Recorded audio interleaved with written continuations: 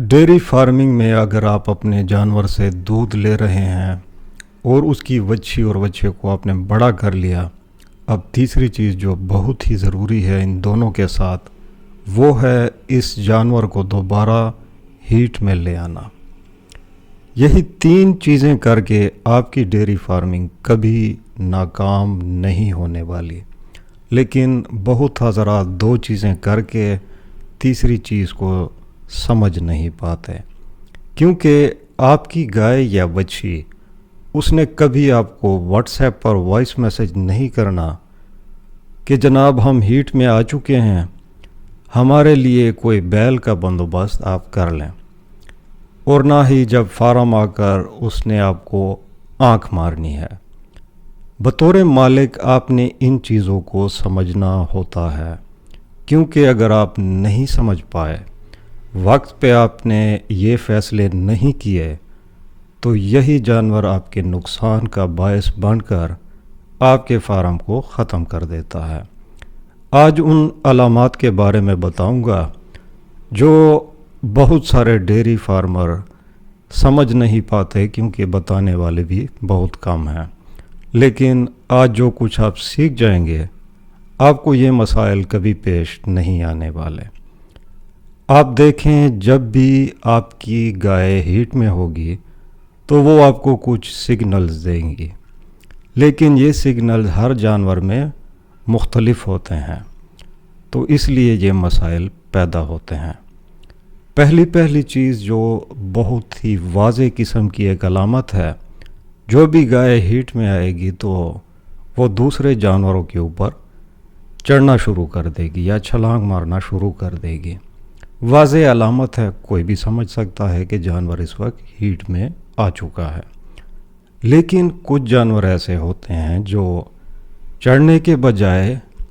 وہ شور مچانا شروع کر دیتے ہیں۔ آپ نے صبح سے اسے کھلایا بھی ہوگا، پلایا بھی ہوگا، لیکن ان کا شور صبح سے شروع ہو کر دوپہر تک شروع رہے گا، یہاں تک آپ کے پڑوسی بھی ہیٹ میں آ جائیں گے۔ یہ ہیٹ غصے والا ہوگا اور وہ آپ کے فارم پہ آ کر آپ سے کہیں گے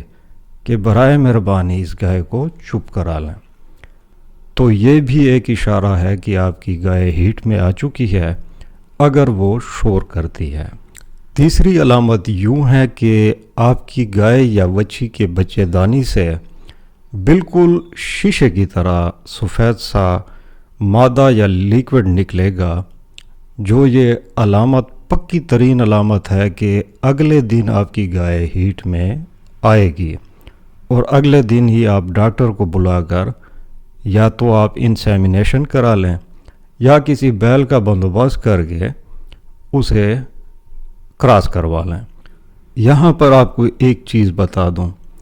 یہ سفیدی شیشے کی طرح صاف ہوگی، اور ایک اور سفیدی ہے جو ذرا میلی سی ہوگی، جیسے اس میں چونے کا ملاپ ہو۔ اگر اس قسم کی سفیدی دیکھ لیں تو یہ اکثر جو جانور گبن ہو جاتے ہیں،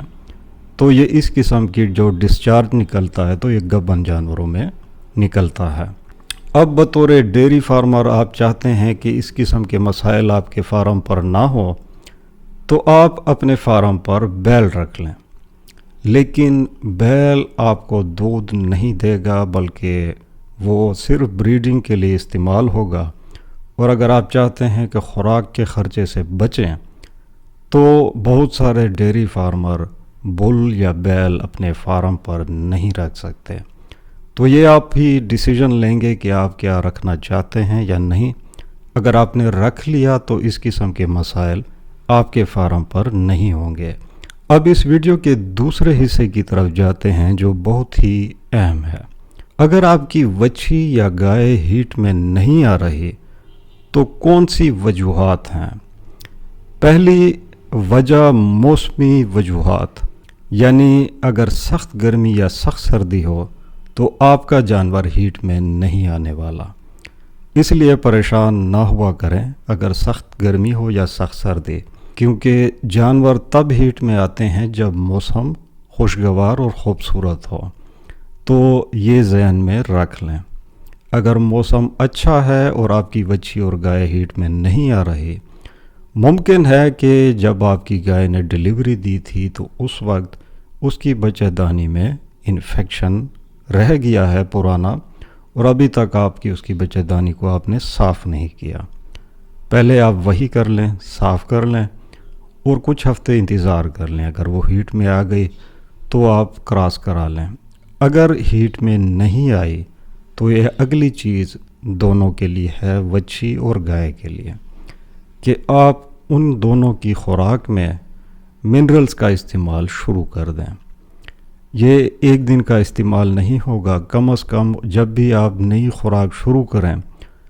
2 ہفتے تک جاری رکھیں، اور 2 ہفتے کے بعد ہی آپ کو اس کا رزلٹ ملنے والا ہے۔ تو جو ہی آپ منرلز کا استعمال کریں گے، یقیناً 20 دنوں کے اندر آپ کا جانور وہی 4 علامات دکھائے گا